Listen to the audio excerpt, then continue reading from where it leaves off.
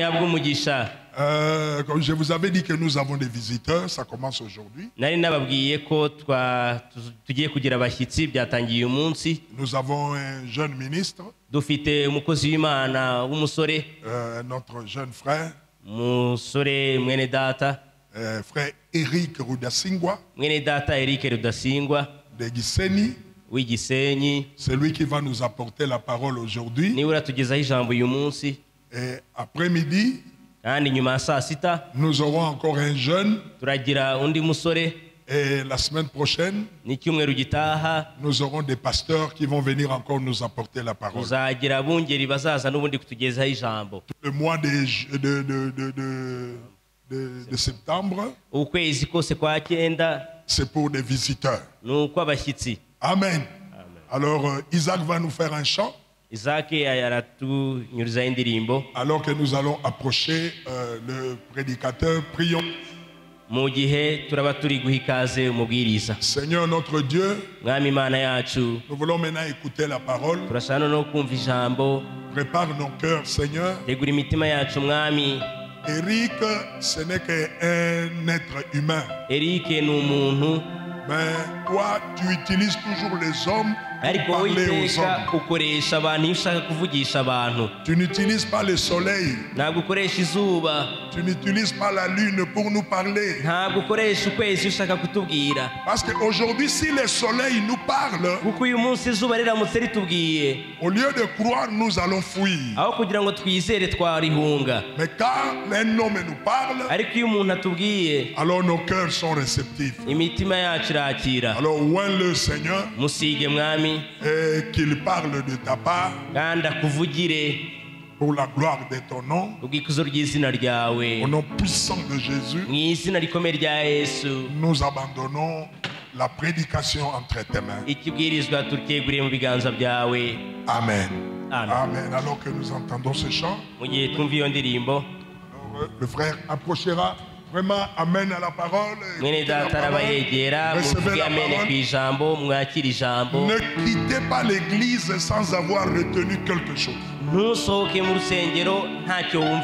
devez être capable à la sortie là-bas. On vous demande qu'est-ce qu'on a dit. Et vous pouvez aussi le répéter. Alors, ouvrez votre entendement pour écouter la parole. Amen. Amen. Alors que notre frère approche. Amen.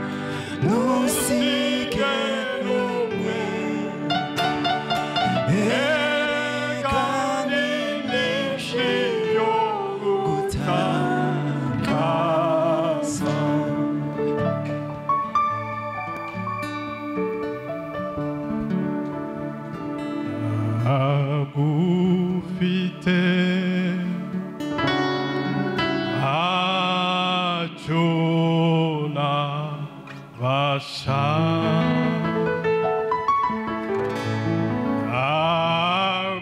agufite nukuri agwa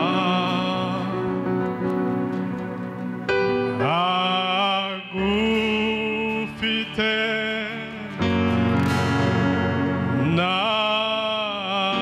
nazimira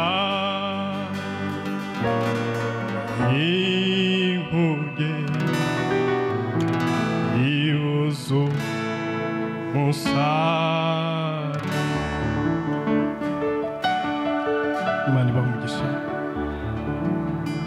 Turasoma mu kubara igice cya 35.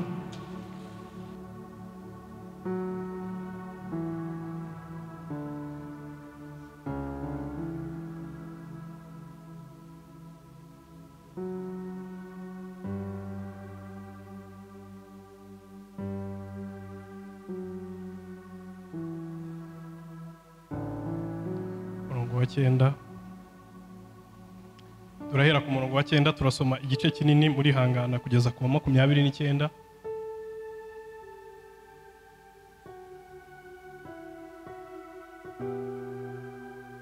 Turasoma mu izina rya Yesu. Uwiteka abwira Mose ati bwira Abisirayeli uti nimwambuka Yorodani mukajya mu gihugu cy'i Kanani muzitoranirize imidugudu y'ubuhungiro kugira ngo gatozi wishe umuntu ayihungireho. Iyo midugudu ibabere ubuhungiro bwo guhunga umuhozi kugira ngo gatozi adapfa adahagaze imbere y'iteraniro gucirwa urubanza. Mu midugudu muzatanga 6 izababere y'ubuhungiro. Muzatange imidugudu 3 hakuno ya Yorodani, iyindi 3 muzayitange mu gihugu cy'i Kanani ibe imidugudu y'ubuhungiro. Amen. Iyo midugudu uko ari 6 ibere Abisirayeli n'umunyamahanga n'umusuhuke bo muri bo y'ubuhungiro kugira ngo gatozi wese wishe undi atabyitumye ayihungiremo.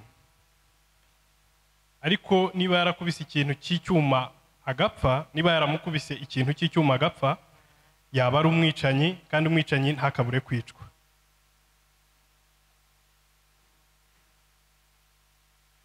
Reka dusimbuke tugere ku murongo wa 22 kugira ngo wenda tudakererwa. Ariko niba yaramusunitse atamwanze akamugwa mu maboko, cyangwa niba yaragize icyo amuteye atamuciriye igico, cyangwa niba yaramutembagarije kuko ibuye ryabasha kwica umuntu agapfa atamubonye, adasanzwe ari umwanzi we, atashakaga kugira icyo amutwara, iteraniro rica urubanza rw'uwamwishe n'uhorera amaraso y'uwapfuye ruhwanye n'ayo mategeko. Amen. Umurongo wa 25. Rikize gatozi uhorera amaraso y'uwapfuye nimusubize mu mudugudu w'ubuhungiro bwe yari yahungiyemo, awugumemo ageze aho umutambyi mukuru wasizwe amavuta yera azapfira. Ariko gatozi ubwo nagira ubwo arenga urugabano rw'umudugudu w'ubuhungiro bwe yahungiyemo, uhorera amaraso y'uwapfuye agasanga ari inyuma y'urugabano rw'umudugudu w'ubuhungiro bwe akamuhora, ntazagibwaho n'urubanza rw'inyama y'uwo, kuko uwo yari akwiriye kuguma mu mudugudu w'ubuhungiro bwe kugeza aho umutambyi mukuru azapfira. Maze umutambyi namara gupfa, gatozi uwo azasubire mu isambu ya gakondo ye. Ibyo bibabera itegeko ritegeka uko muca imanza mu bihe byanyu byose no mu buturo bwanyu bwose. Turasoma mu Baheburayo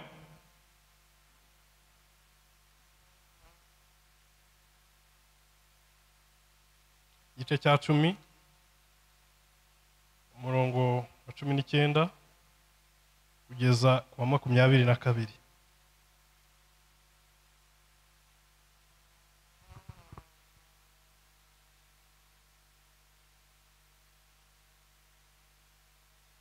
nuko bene data ubwo dufite ubushizi bw'ubwoba bwo kwinjizwa ahera cyane n'amaraso ya Yesu tunyuze mu nzira yaduciriye nshya kandi y'ubugingo inyura mu mwenda ukinze ari wo mubiri we, kandi ubwo dufite umutambyi ukomeye utwara inzu y'Imana, twegere dufite imitima y'ukuri, twizera rwose tudashidikanya, imitima yacu iminjiriwemo gukurwamo kwimenyaho ibibi, n'imibiri yacu yuhagijwe amazi meza.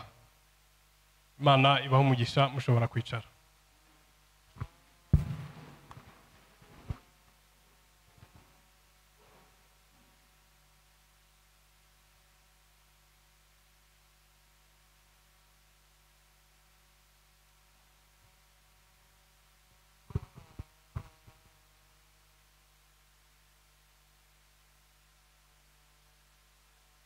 Ndabashuje mwese mu izina ry'umwami wacu Yesu Kristo. Imana ibaho umugisha. Ndashimira umungeri wacu Pastor Kumbi wemeye ko mpagarara imbere y'iteraniro kugira icyo mvuga. Ntabwo biba byoroshye, ariko kubw'ubuntu bw'Imana, Imana yaza kudufasha. Mugirire Imana icyizere, kandi mugirire na pasiteri wanyu icyizere, kubera ko yampamagaye anzi. Ninkora amakosa muze kubibaza pasiteri wanyu. Amen. Ni wowe wampaye umwanya kandi Imana irabyemera. Amen. Ubwo rero ntimuze kwibaza ibibazo byinshi.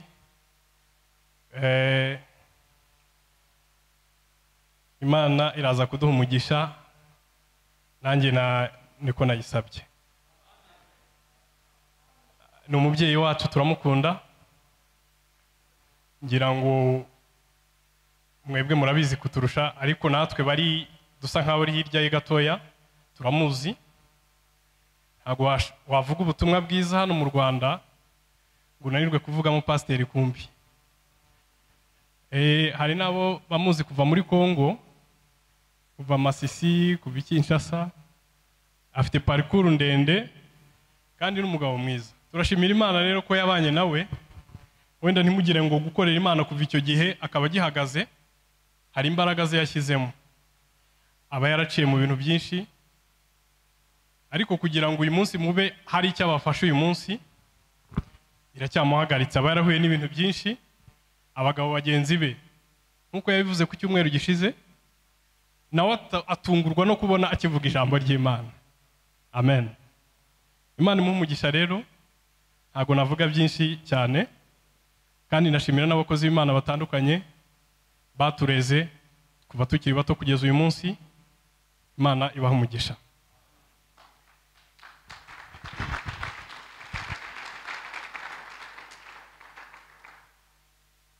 Ndumva Levi ambwiye ko mfite wenda n'isaha ituzuye. Tugiye kugerageza rero kwihuta. Dutangiye saa 4 n'igice, saa 5 ubundi ikibwiriza cyakabaye kirangira. Okay. Uyu munsi nashatse kuvuga ku magambo avuga ngo ubuzima buhishe kandi buruhukiye muri Yesu Kristo. Amen. Nikibwiriza nabwirije ahantu hatandukanye, ariko sinzi impamvu Imana yemeye ko nongere kukivuga uyu munsi. Igihe mukanya ndi mu cyumba, sinzi ukuntu nasomye ahantu mbona Branham aravuga ngo iki kibwiriza nabonye ko ari byiza ko nongera nkakibwiriza mu itorero ryanjye.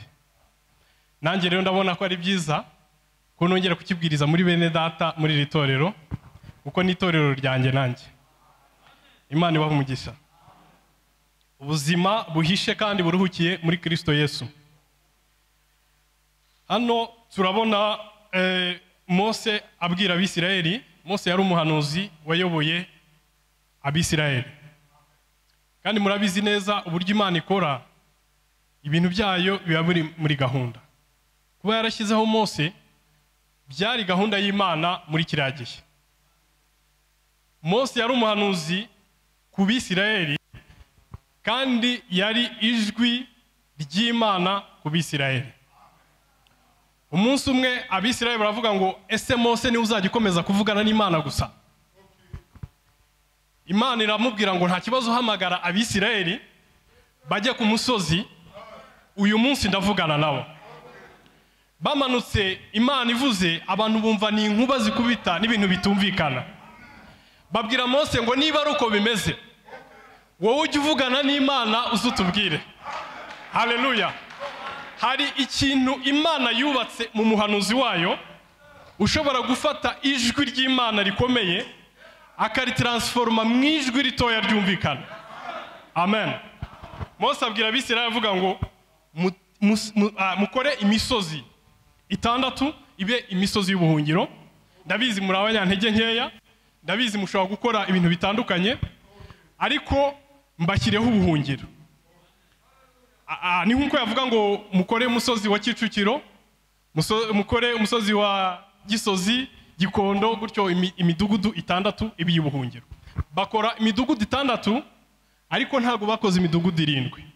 Turaza kumenya ibyo ari byo.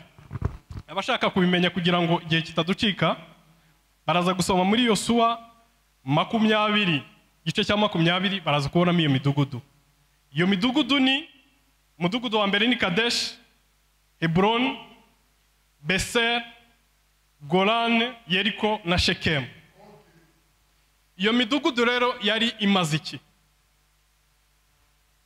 Iyi midugudu hano muri iki gice cyo kubara dusomye cya 35, yari imidugudu umuntu wakoze icyaha atabishaka agomba guhungiramo. Amen. Uwo muntu wenda nasomye muri Bibiliya harimo amagambo asa nkakomeye. Muri Bibiliya bamwita Emeritria, umuntu wishe umuntu akabikora atabishaka. Uwo ni wari ufite uburenganzira bwo kwinjira muri ya musozi. Amen. Igihe umuntu wishe umuntu atabishaka, cyangwa se umuntu wakoze ikosa atabishaka, yagombaga guhungirayo, kandi igihe yajyagayo ntacyo yabaga. Amen. Ngiye gutanga urugero, wenda mwene data Diva ahuye n'undi mwene data, barimo gukina, Diva afashe nk'ibuye arariteye, riramukubise, nta kibazo bari bafitanye, arangije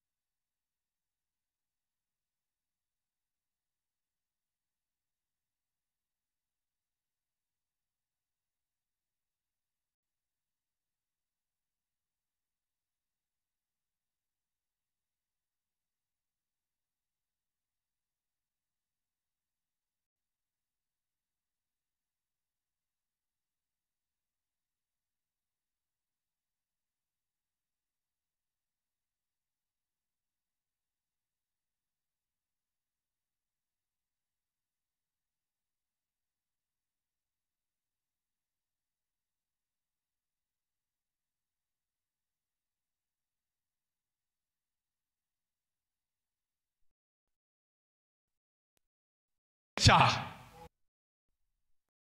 kugira ngo aza gufata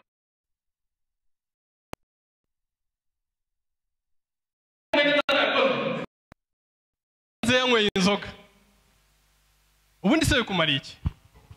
Amen. Igihe nandi mu cyumba pastor arambwira ngo uvuge nkaho ari igihe urimo kuvuga. Amen. Yampaye rero uburenganzira ubu ni nkaho hari pastor kumva uri kuvuga ubu ngubu. So ndavuga ibyo nshaka, ikibazo uza kugira uze kukibaza pastor. Amen. Umunsi umwe hari ubwato burimo kugenda, umuntu yari yajyanye singe, inkende. Noneho inkende kubera ko itamenyereye kubana n'abantu ikomeza gusimbuka, abantu bakayitinya. Noneho umuntu umwe abwira nyirayo avuga ngo iyi nkende iraza kutugwisha mu mazi. Aramubwira ngo ibi ngibi birimo kwikora ngewe nshobora gutuma itongera kubikora. Aribwira nta kibazo. Arayifata ayinaga mu mazi, itangira gusimbuka kubera ko yabonaga ugiye gupfa. Arongera arayifata ayisubiza mu bwato, ihita igenda yicara nko mu nguni ntiyongera kuderanja abantu. Nyirayo aravuga se bigenze bitubigenje ute? Aravuga ngo biriya ibyo ishaka ko bitubaho nibyo biyibayeho, nibyo biyibayeho, kubera ko yumvise ukubabara ko twari kugira itugwishije mu mazi, ntabwo ishobora kongera kutuderanja. Umunsi umwe ushobora nawe kuderanja abantu bari mu bwato. Imana izagushyira muri position yo kuvugwa no gukritikwa, igusohore mu bwato, ubanze wumve ibibi byaba ku bantu baguye mu mazi. Wakabaye ufashe uwo mwene so ukamwirukasa akajya mu mudugudu w'ubuhungiro nta kindi. Haleluya. Wakabaye umufata ukuboko ukamubwira mwene data nubwo uri mu ntege nke ushobora kongera guhaguruka. Haleluya. Kandi hariho ubuhungiro bwawe wakira, reka ngufashe. Ako niko kazi ka mwene so, icyo nicyo dukwiye gukora. Haleluya. Amen, amen. So, igihe yahuraga na mwene se akamufasha guhunga, uriya muntu urimo guhunga ameze nka Zaburi 42 iravuga ngo nkuko imparakazi yahagizwa n'imigezi, niko umutima wanjye nanjye wahagizwa n'Imana. Kubera ko impara iyo yakomeretse kugira ngo ikire nuko ibona amazi yo kunywa. Uwo mwene so wakomerekejwe n'ibyaha, uwo mwene so wakoze amakosa, uwo mwene so Satani yarashe, gukira kwe nuko abona umudugudu w'ubuhungiro. Haleluya. Amen, amen. Igihe yagendaga yarirukanka yageraga ku mudugudu w'ubuhungiro, habaga hari abakozi bashinzwe gukorera umudugudu w'ubuhungiro, abakozi b'Imana, abatambyi bashushanya imirimo Imana yaha abakozi b'Imana kugira ngo bakore umudugudu w'ubuhungiro. Biravuga ngo yahaye bamwe kuba abahanuzi, abandi baha kuba intumwa, gutyo gutyo gutyo. Habaga hari abatambyi, abungeri, habaga hari abavuga butumwa, habaga hari abahanuzi, ariko habaga hari n'umutambyi mukuru wabaga mbese ari we mukuru aho hantu. Amen. Warirukankaga wagera ku muryango w'umudugudu w'ubuhungiro, bakaza bakakubaza ngo tugufashe iki cyangwa urashaka iki? Ukavuga ngo ngiye nishe umuntu ariko ntago nabishakaga. Amen. Warangiza bakaza bakagushyira imbere y'iteraniro, bagaca imanza, basanga urengana kuko ntago yahaguriya wari umwanzi we, bagahita bakwinjiza bakagushyira mu buhungiro. Amen. Bariya bagaragu b'Imana, ntimugasoma ibintu nk'ibintu byabaye cyangwa ibintu byahise. Imana yadushyiriyeho abakozi b'Imana. Niyo mpamvu Pastor Kumbi ari umushumba w'itorero. Muri Bibiliya aravuga ngo yashyize bamwe kuba abahanuzi, abandi baha kuba abavuga butumwa, abandi baha kuba bungeri. Muri iki gihe cya nyuma Imana yavuze ngo nzabohereza umuhanuzi. Haleluya, ufite umwuka wa Eliya azaza kutugarura ku rufatiro rwa Bibiliya. Umunsi ukomeye kandi uteye ubwoba utaragera. Uwo ni uzasanganya imitima y'abana kuyabase. Haleluya. Uwo ni utubwira akavuga ngo dore umudugudu w'ubuhungiro umeze gutya. Ni utubwira ngo muri ubu buhungiro, muri iyi nzira turimo, dukwiye kubatizwa mu izina ry'Umwami wacu Yesu Kristo. Dukwiye kumenya umutambyi mukuru uwo ari we. Aratubwira ngo umutambyi mukuru wo kwizera kwacu ni Umwami wacu Yesu Kristo, kandi niwe Mana yacu. Haleluya. Ako niko kazi k'umuhanuzi, kandi turashima Imana ko yaduhaye umuhanuzi. Haleluya. Akirukanka bakamushyira muri uriya musozi wo kwihishamo. Amen. Akihisha mu musozi Imana yabashyiriyeho, akihishamo. Hariya twari dusomye ko uriya muntu yagumaga muri uriya musozi kugeza ahubwo umutambyi mukuru buri mu kazi apfiriye. Amen. We hari kondisiyo z'uwo mudugudu, ndimo ndagerageza kuvuga kuri uwo mudugudu. Umuntu wahunze akajya mu musozi w'ubuhungiro yagombaga kugumamo igihe cye cyose mpaka umutambyi mukuru apfuye. Amen. Yari afite umusozi w'ubuhungiro,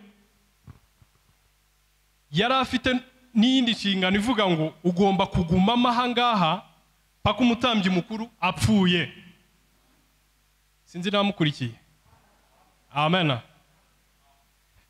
Ugomba kuguma muri uyu musozi kugeza ubwo umutambyi mukuru apfuye. Igihe tuvuge ni umugabo ufite urugo, ufite abana, akoze amakosa, agiye mu mudugudu w'ubuhungiro, ubwo avuye iwe, icya mbere agomba gushaka umudugudu w'ubuhungiro. Icya kabiri, niba yemerewe kwinjira muri uwo mudugudu w'ubuhungiro, agomba kugumamo akabeshwaho n'ibiri muri uwo mudugudu. Kandi umutambyi mukuru w'uwo mudugudu uhari icyo gihe akabaho ariho igihe azapfira, nibwo uriya muntu yemererwaga kuva mu mudugudu w'ubuhungiro agasubira mu rugo, kandi ntihagire umwica, umuntu wese ushobora kuba yamwica. Amen. Murimo murabyumva? Umuntu wakoze icyaha atabishaka akabisubiremo akajya mu mudugudu w'ubuhungiro, agomba kuguma mu musozi cyangwa se muri uwo mudugudu w'ubuhungiro kugeza ubwo umutambyi mukuru yabaga amaze gupfa. Iyo wahasangaga umutambyi mukuru ufite imyaka 60, akaba azapfa ashaje afite imyaka 90, ugomba kuguma mu mudugudu kugeza igihe umutambyi apfiriye. Amen. Kuko nuva mu mudugudu, turaza kubigeraho, ugomba inshingano iriho nuko uva mu mudugudu ari uko umutambyi mukuru apfuye. Ese muri kubyumva? Amen, amen. Umutambyi mukuru apfuye ugasohoka ugasubira iwawe. Igihe uri mu mudugudu rero watungwaga n'ibyaha, ukibagirwa ko unafite abana wasize mu rugo. Ibyo ni iby'Imana kandi ni n'ibyawe hagati yawe n'Imana, wowe uri aho ngaho mu buhungiro. Wemereye kuzasohokamo, ariko nyuma y'igihe ntabwo uvuga ngo ndarengana nimusohoremo nsubire kureba abana, ahubwo wemereye kugumamo ari uko kugeza ubwo umutambyi mukuru apfuye. Igihe umuntu bamuhaye ubuhungiro bwo kujya muri uyu mudugudu, akavuga ngo wenda ndumva nkumbuye kureba hanze, ndumva nkumbuye kureba abana, agasohoka akajya hanze y'umudugudu gatoya, ari igihe yagiraga ibyago agahura na wa muntu mwene wabo wuriya wapfuye, bakahura ari hanze y'umudugudu. Igihe uhuye n'umuntu wasohotse mu mudugudu w'ubuhungiro akakwica, amaraso yabagwaga kuri wowe, kuko wowe wasohotse mu buhungiro urimo. Amen. Wowe wavuye muri sekirite yawe, wavuye aho urinzwe, urasohoka uhuriye na Satani hanze, ahisa kwica.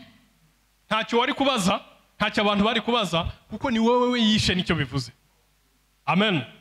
Ni wowe wiyishe, kuko wavuye aho Imana yakugeneye, urangije urasohoka ujya hanze y'umudugudu w'ubuhungiro. Ntabwo rero umuntu yarakwiriye kuva mu mudugudu w'ubuhungiro umutambyi mukuru atarapfa. Amen. Nta nubwo yavuga ngo ni mumperekeze ngende mvuye mu mudugudu w'ubuhungiro njye kureba umuryango wanjye nzagaruka. Ahubwo yagombaga kuba hano mpaka igihe cyagenwe gisohoye. Amen, amen.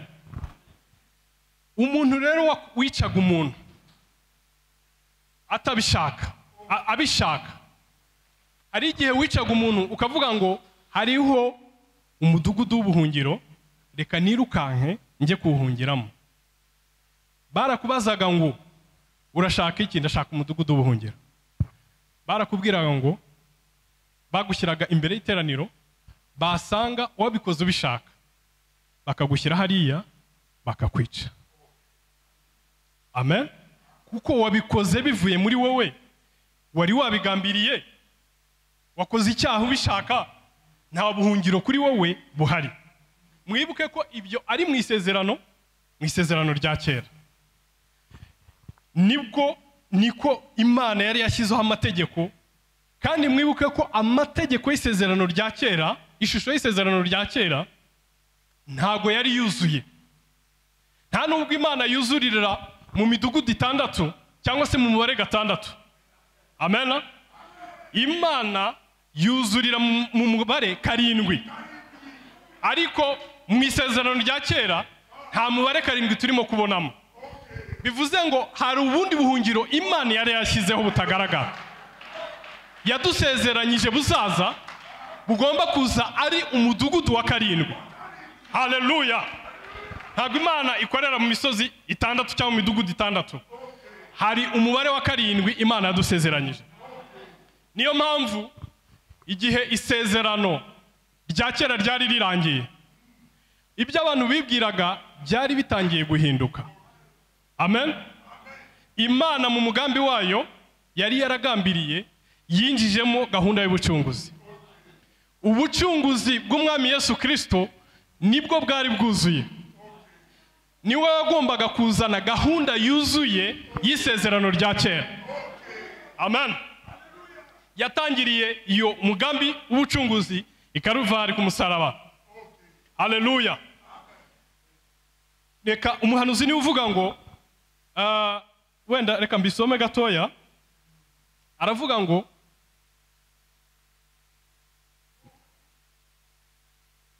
reka mbisome mu kibwiriza yise ngo nous voudrions voir Jésus. Turashaka kureba Yesu. Ndabisoma nongere mbisobanure nta kibazo. Aravuga ngo il ne s'agit pas de la sainteté d'un homme. Ntago ari ukwera k'umuntu. Il n'y a pas un homme saint. Nta muntu wera ubaho. Comme Pierre s'est une fois révélé à la montagne de transfiguration comme étant la sainte montagne. Umunsi umwe Petero yavuze ko umusozi w'ihindukiro ari umusozi wera. Il ne voulait pas dire la sainte montagne. Il voulait dire qu'il avait rencontré le Dieu saint sur la montagne. Amen. Yahuye n'Imana yera kuri uwo musozi. Ntabwo ari umuntu wera, ntabwo ari umusozi wera, ahubwo ni Imana yera muri uwo muntu. Ahubwo ni Imana yera kuri uwo musozi. Niyo mpamvu iriya misozi y'ubuhungiro byari igicucu cyangwa tipe y'umusozi wera ukwiye kuza. Ntago wari umusozi wuzuye. Haleluya. Kubera ko wabagayo utanezerewe nubwo wari ufite ubuhungiro, ariko ntago byari byuzuye. Haleluya. Ntago ari umuntu wera, ntago ari ukwera kwacu, ntago ari umusozi wera, ahubwo ni Imana yera kuri uwo musozi. Alléluia. Il n'existe pas de sainte église. C'est le Saint-Esprit dans l'église. Amen, amen. Nta torero ryera ribaho. Amen. Ni umwuka wera muri iryo torero. Nta muntu wera uriho, ni umwuka wera uri muri uwo muntu. Niyo mpamvu iyo misozi ntago yari yuzuye. Imana yagombaga gushyiraho gahunda y'umusozi wera. Kubera ko yari imisozi 6, hagombaga kuza umusozi wa 7. Niyo mpamvu Yesu Kristo yaraje aravuga ngo mwese abarushye namwe abaremerewe, nimuze munsange ndabaruhura. Ninjye musozi wera wari warabuze. Ninjye musozi wa 7 Imana yari yarahishe, ariko igiye kubahishurira muri iki gihe. Haleluya. Amen.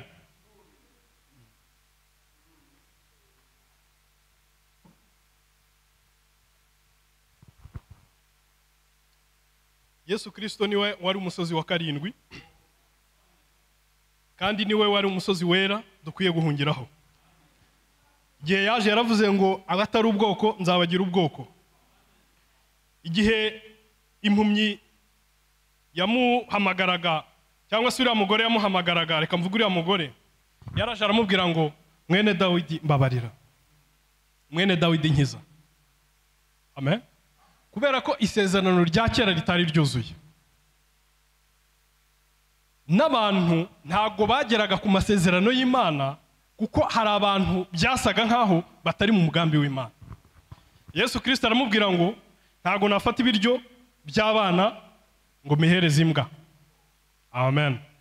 Umugore ku kwizera kwe aramubwira ngo nta kibazo, ndabyemeye ndimbwa, ariko imbwa nazo zirya utuntu dutoya abana basize ku meza. Nyemerera mwami umpe kuri utwo tuntu dutoya nanjye nturye. Yesu aravuga ngo sinabona kwizera kungana gutya mu banyamahanga. Arangije aramukiza. Abatari ubwoko, umwami Yesu yabagize ubwoko. Abari ishyanga rya kure, umwami wacu Yesu Kristo yabashyize abagira ishyanga riri mu Mana. Haleluya. Nta musozi wera uretse Yesu Kristo. Uwo niwe buhungiro. Uwo niwo musozi wa 7 Imana yadushyiriyeho guhungiraho. Amen. Amen.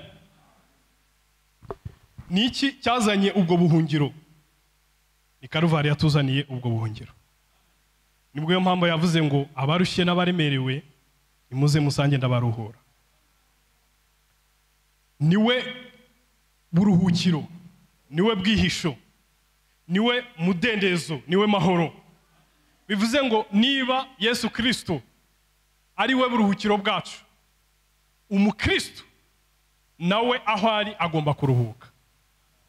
Amen. Umukristo aho ari agomba kuruhuka. Ntabwo dukwiriye kubaho nk'abadafite kwizera. Ntabwo dukwiriye kubaho nk'abadafite amasezerano. Ikibazo nuko ari ibintu twizera mu buryo bw'ubwenge gusa, ahubwo dukwiriye kubugira ubuzima bwacu bwa buri munsi. Amen. Kugira ngo rero tubyumve neza, Imana yakuye Abisirayeli ibavana mu Giputa ibajyana mu gihugu cy'isezerano. Igihe bari mu rugendo, Imana yabahaga manu yo kurya buri munsi. Bagombaga kuyirya uwo munsi Imana yabahaye. Noneho nta muntu wari wemereye kuyifata ngo ayibike azayirye ejo, ahubwo babeshwagaho no kubaho kw'Imana uwo munsi. Ntago bari bakwiye kwirwanirira ku munsi w'ejo uzaza. Niyo mpamvu nababwiye ngo umukristo araruhuka igihe cyose. Ntago wibaza ibyejo uko bizagenda. Ntago ufata manu ngo uyibike, kuko nuyibika ejo izabora. kubera ko washyizemo imbaraga zawe. Haleluya. Bagombaga kutayibika, bagombaga kwirya uwo munsi, kandi Kristo niwe wari manu twagombaga kumurya buri munsi. Haleluya. Umukristo araruhuka. Umukristo ntago yiganyira ibyejo. Umukristo ntago yibaza uko ejo bizagenda. Umukristo ntago yibaza ubukiranutsi bwe uko bumeze. Ubukiranutsi bwawe buri muri Kristo Yesu. Wowe ushobora gukora amakosa, wowe ushobora gukora ibyaha, ariko ntabwo ari wowe ubikora, kuko ubugingo bwawe buhishe muri Kristo Yesu. Amen. Igihe Mose yubatse ihema, nk'umuhanuzi yari yarabonye mu ijuru, Imana yamubwiye ngo ugende wubake ihema rizaba rimeze gutya. We turaza kubyumva naho ntashushanya. Iryo hema ryabaga rifite ibice bitatu. Hari igice cyo hanze, parvis extérieur. Ubwo reka dufate ko ari hariya hanze. Twese twinjirira muri uriya muryango twese umwe. Cyagombaga kuba gifite umuryango umwe wo kwinjiriramo. Ukinjira hariya hanze ukaba ugeze mu gice cyo hanze. Noneho rikongera rikagira ikindi gice gikurikiraho, reka mfate nk'iki gice hano kigabanyijwe n'umwenda utwikiriye. Ahangaha iki gice bakitaga ahera, ikindi gice gisigaye bakacyita ahera cyane. Amen. Ubwo n'ubuzima bugereranyijwe n'ubuzima bw'umukristo, kuko umuntu nawe afite ibice nk'ubw'ihema. Igice cy'umubiri ni igice cyo hanze, igice cy'umwuka ni igice gikurikiraho, noneho imbere hakaba igice cy'ubugingo. Amen. Turaza kubyumva neza. Igihe wazaga wagombaga kwinjira mu muryango umwe. Uwo muryango umuhanuzi aravuga ngo twese niwo muryango tugomba kwinjiriramo. Ni umuryango uwo ni Yesu Kristo. Amen. Twese tugomba kwinjira muri Yesu Kristo. Twese tugomba guca muri uwo muryango.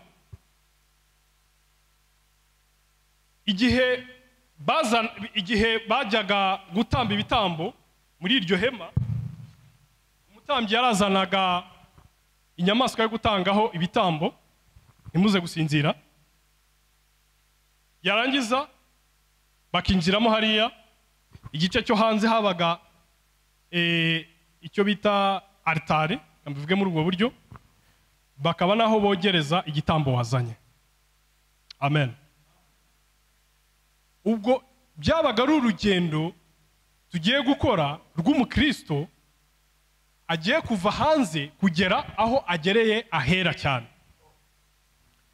Winjiye muri Yesu Kristo kubera ko twese ariho tugomba guca koko, ariko ibyo ntago bihagije. Ugomba gukomeza urugendo paka ugeze aho tugiye kugera. Warazaga umutambyi akazana akayoza akajya ku gice cya kabiri cyitwa ahera. Ariko reka tubanze igice cya mbere turebe uko igice cya mbere cyabaga kimeze. Tugiye gusoma umuhanuzi.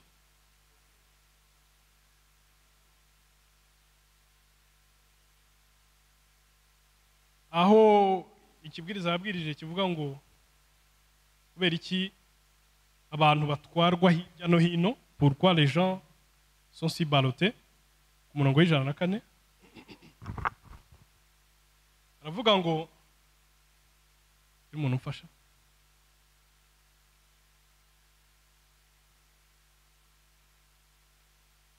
gira umusobanurira inomero wino umfashe Godfrey ni buri hafi.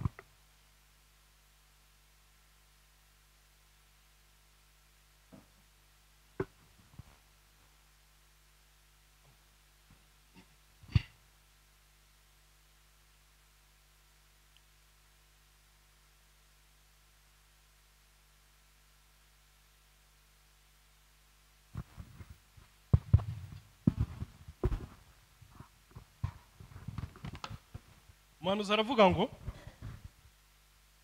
le parvis représenter la justification. Avuga ngo umwanya ugaragaza kubarwa gukiranuka.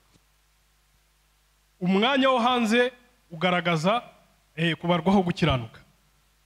En dehors, c'était où le peuple entrait. Hanze niho abantu binjiraga. Tous ces d'Israël, personne d'autre qu'un Israélite circoncis. Umwisirayeli wenyine wakebwe ne pouvait entrer dans ces parvis. Ntabwo yagombaga kwinjira aho. Wagombaga kwinjira. Pardon, yagombaga kwinjira aho hantu. Vous souvenez-vous lorsque Paul amena Timothée au temple? Muribuka Timothée ubwazanaga na Paulo mu nkando. Les gens diraient, abantu baravuze, ils ont souillé le lien saint ngo banduje ahera en y amenant un gentil. Bazo abanyamahanga dans le parvis aho hantu. Ça doit être absolument les gens justifiés. Hagomba kugira abantu babazweho gukiranuka gusa. Des hommes et des femmes qui ont accepté Dieu. Abagabo n'abagore bemeye Imana. Et en qui habite la vie éternelle. Kandi babaho mu buzima bw'iteka. Et ils doivent être cela pour être dans le parvis. Nibo abantu bagomba kuba aho hantu. Abantu bazaga bagomba kuba abantu umuhanuzi aravuga ngo yego bagomba kuba bafite ubugingo bw'iteka. Ariko barazaga bakaba bakiri ku gice cyo hanze. Amen. Bagombaga nibyo umuhanuzi aravuga ngo babaga ari abantu b'Imana. Ariko turaza kureba ikiribuze gukurikiraho. Ariko bazaga ku gice cyo hanze. Igice cyo hanze ari cyo parvis extérieur. Abantu binjiragamo babaga nibyo koko bafite ubugingo bw'iteka. Ariko mwibuke iyo uri hanze hari iyo muhanuzi niko avuga turabisoma. Wamurikirwaga n'umucyo w'izuba. Igihe kimwe izuba ryaramurikaga, umuntu uri ku gice cyo hanze akavuga ngo izuba rimbanye ryinshi cyane. Cyangwa ibihe bigahinduka, umuntu imvura ikamunyagirira hariya hanze.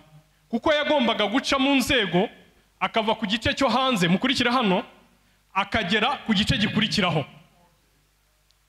Ibicu byamuhindukiragaho agatangira kwiganyira avuga ngo ese ndabaho nte ko mbona ibintu bimpindukiyeho.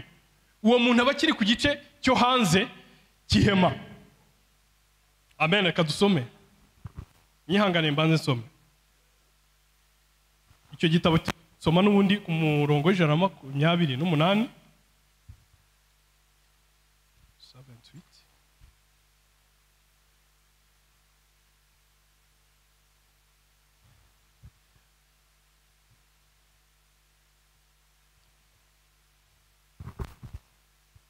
Maintenant, je désire vous faire remarquer autre chose. À propos de ceci.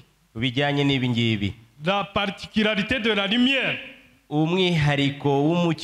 dans laquelle le croyant marche lorsqu'il est en Christ. Sa particularité maintenant, les trois parvis.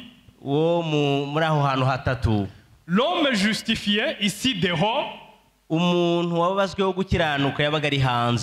marche à la lumière du jour. Parfois il a le jour maussade.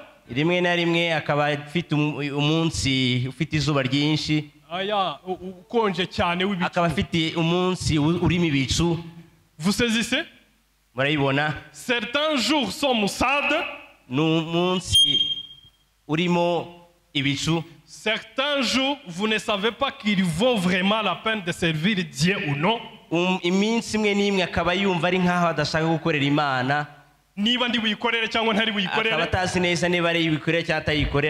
Aujourd'hui, le soleil brille tellement. undi munsi izuba rikaba ryavuye cyane. Bien aujourd'hui, c'est le jour Mossad. Cyangwa se uyu munsi akaba ari umunsi urimo ibicu. Vous marchez dans le parvis extérieur. Uri kugendera mu mbuga yo hanze. Certainement vous mangez la manne. Yego koko urya manu. Amen. Certainement vous êtes croyant. Yego koko uri umwizera. Certainement vous avez la vie éternelle. Yego koko nibyo ufite ubugingo buhoraho. Certainement si vous mourrez, vous irez au ciel. Nibyo rwose uramutse upfuye wajya mu ijuru. C'est un fait. Ni ukuri.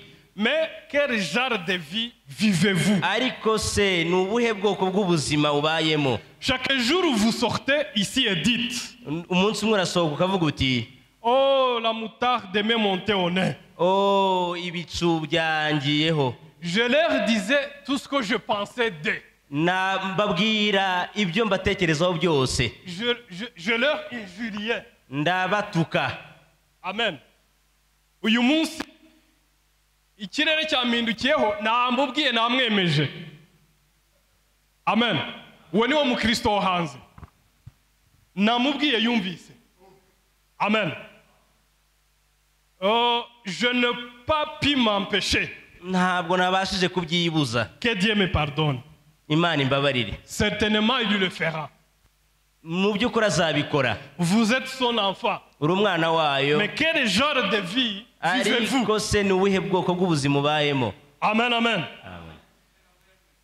Oh, ne détestez-vous pas vivre ce genre de vie? Ese ntabwo wanze, ntabwo urambiwe kubaho muri ubwo buzima? Avec des hauts et des bas. Ujya hasi no hejuru. Des soucis et des tiraillements jour et nuit. Ugira amaganya amanywa nijoro. Des trogrades puis de nouveau à l'église. Rimwe uri hanze ubundi uri muri Kristo. Chaque jour demandant pardon. Buri munsi usaba imbabazi. Amen. Quel genre de vie vivez-vous? Ni ubuhe bwoko bw'ubuzima ubayemo? Aujourd'hui tu es en bas. Uyu munsi uri hasi. Parce que le soleil brille. Kuko izuba ryavuye. Aujourd'hui tu es en haut. Uyu munsi ejo uri hejuru. Parce que la pluie de bénédiction est tombée. Kuko imvura y'imigisha yaguye. Aujourd'hui tu l'as injurié. Uyu munsi wamututse. Amen. Amen. Parce que il y a le jour Mossad. Kuko waburi umunsi wuzuye ibicu. Vous voyez dans quel genre de vie vous marchez? Urabona ubwoko bw'ubuzima ugenderamo. C'est selon le temps qu'il fait. Biterwa n'igihe noneho. Biterwa n'igihe kiriho. Il donne la lumière dehors. Biterwa n'umucyo wo hanze. Un jour Mossad. Umunsi umwe urimo ibicu.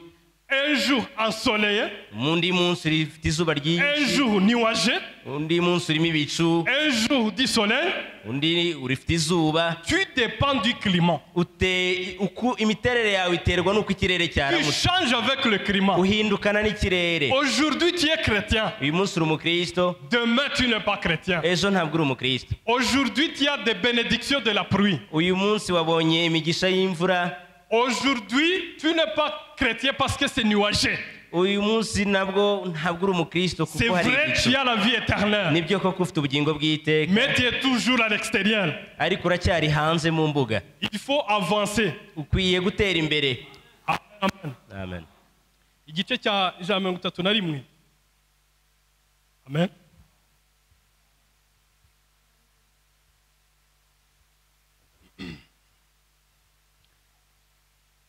J'apprécie. Si c'est là. C'est lui qui écoute mes paroles et qui croit, c'est lui qui m'a envoyé à la vie éternelle. Imana irabyemera. Imana ikunda umuntu wumva amagambo ye. Je suis la personne la plus misérable. Nibyo koko ndi umuntu ubabaje kurusha abandi. Je dois lutter chaque jour. Je dois lutter. Ndarwana buri munsi. Ndarwana buri munsi. C'est là que vous marchez. Aho niho ugendera. Ça peut aller. Bishobora kubaho. Branham dit je désire aller un peu plus profondément. Branham aravuga ngo ndifuza kugenda imbere kurushaho. Umuntu wo hanze ni umuntu uhindukana ibicu. Ni umuntu uhindukana n'iminsi uko bwakeye uko bwije ahindukana n'ibihe. Amen. Ariko ntibikuyeho ko atari umukristo. nibyo uri umukristo ufite n'ubugingo bw'iteka, ariko hari iyindi ntambwe ukwiye kwinjiramo ukagera ku kindi gice. Amen. Ubwo nibwo buzima bw'umukristo urimo gushaka ubuhungiro bwe muri Kristo Yesu. Akora urugendo nk'urwo turimo gukora ubu ngubu. Ubu turacyari ku gice cyo hanze, igice cyitwa parvis extérieure. Noneho igihe bajyaga, ubwo turimo kujya gutamba igitambo mpaka tugere ahera cyane. Bageze ku gice cya kabiri ariho wita ahera, ho habaga iki? Umuntu niba waje kumutambira bavaga hanze ukagera ku gice cya kabiri cyitwa ahera. Ho habaga ibitereko 7 by'amatabaza. Habaga ameza bashyiragaho imigati, bashyiragaho aritari batwikiragaho ya nyamaswa. Sinzira murimo kunyumva. Ho habaga hameze gute? Reka dusome. Dusome ku murongo w'105.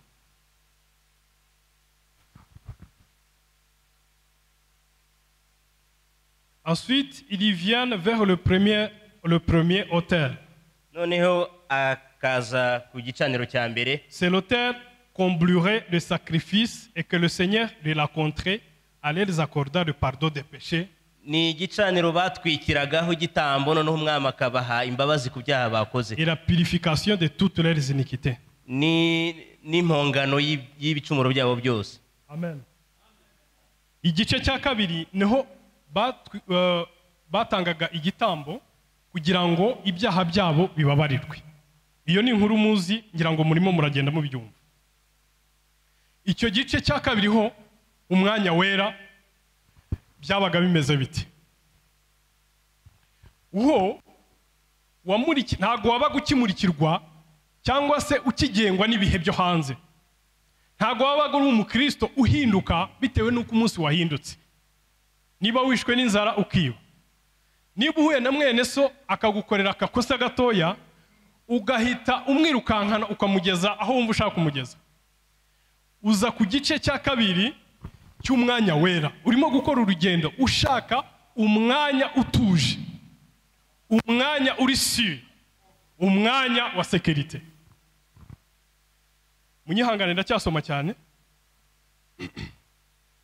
Umurongo w'132.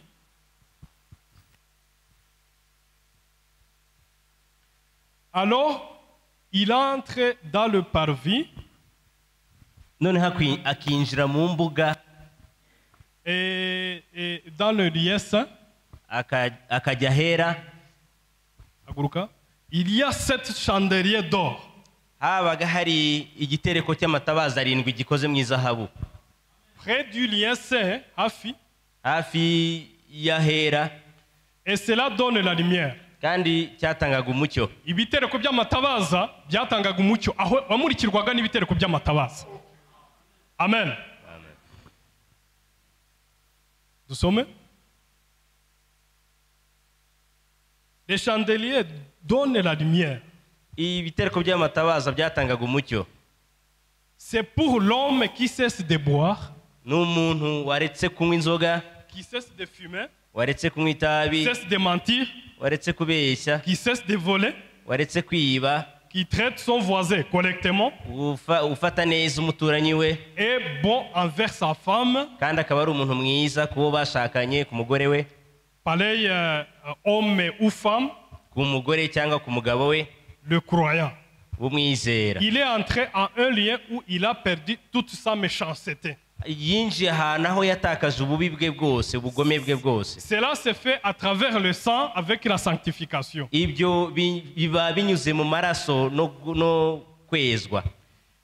il est appelé à une vie nouvelle. Et il pénètre là. Il n'a pas besoin de marcher à la lumière qui se trouve là dehors. Amen. Amen. Il a une meilleure lumière. Afite umucyo mwiza kurushaho. Il marche à la lumière de cette chandelier d'or. Agendera mu mucyo w'ibitereko birindwi by'amatabaza bikoze muri zahabu. De l'huile d'olive.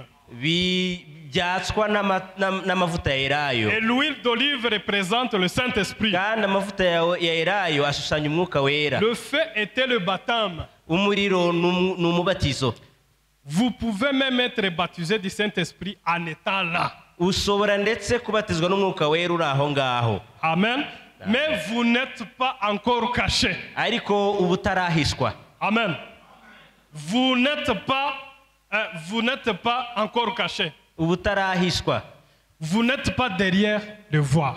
Ubutarajya inyuma y'urusika. Umukristo uri gushaka ubuhungiro ugeze ku gice cya kabiri ku mwanya wera yaretse kunywa inzoga ni byiza, yaretse kunywa itabi, ntabwo agikubita umugore we, ntabwo agisuzugura umugabo we. Amen. Ntabwo agikritika mwene se. Amen. Ibyo byose ntabwo ukibikora, ariko biratangaje ahubwo ko ari bwo buzima bwacu bwa buri munsi. Umwanya wa kabiri ni umwanya wo kwezwa, ni umwanya wo kurangiza biriya bintu byose tumaze gukora. Ariko nubwo wareka gutukana, nubwo wareka kunywa inzoga, nubwo wareka ubusambanyi, ntago urajya mu mwanya ukwiriye, umwanya uhishe w'ibanga. Nibyo koko umurikirwa n'ibitereko birindwi by'amatabaza. Umuhanuzi aravuga ngo, cyangwa na Bibiliya niko ivuga ngo ibitereko by'amatabaza byarakaga, ariko hari igihe kigera bikazima. Kandi igitereko cy'amatabaza iyo byazimaga batsaga bahereye ku gitereko cya mbere, bagafata noneho umuriro w'igitereko cya mbere bagakongeza ku cya kabiri, bagafata ku cya kabiri gakongeza icya gatatu, gutyo gutyo kugeza ku cya karindwi. Hano ntabwo uvuga ngo ndi mu mutekano kubera ko murikirwa n'umucyo mwiza w'ibitereko birindwi by'amatabaza, kuko hari igihe umwuka wo hanze winjiraga ukazimya igitereko cy'amatabaza cyawe, ugasanga noneho umuntu ahise ajya mu icuraburindi kuko ntabwo uhishe, ntabwo uri mu mwanya ukwiriye. Amen, amen. Ibitereko by'amatabaza nabyo birazima. Niyo mpamvu igihe cya Pawulo cyarangiye, ariko umucyo wa Pawulo ukomeza ku gice cya kabiri. Haleluya. Igice cya Luteri nacyo kirakomeza kigera ku gice cya Wezire, ariko Pawulo yamaze kuva mu nzira, gutyo gutyo kugeza ku muhanuzi wacu William Branham. Haleluya. Ariko ibitereko by'amatabaza kuri uyu mwanya wa kabiri birazima. Ari igihe wisanga byazimye, ntabwo izuba rikikumurikaho ngo rikwice, ntabwo imvura ikikunyagira, uri imbere ntukinyagirwa, ntukigengwa n'ibihe byo hanze, ariko nturagera mu mwanya ukwiye. Amen, amen. Nturagera mu mwanya ukwiye. Umwanya ukwiye ni uwuhe? Turaje tuwubone.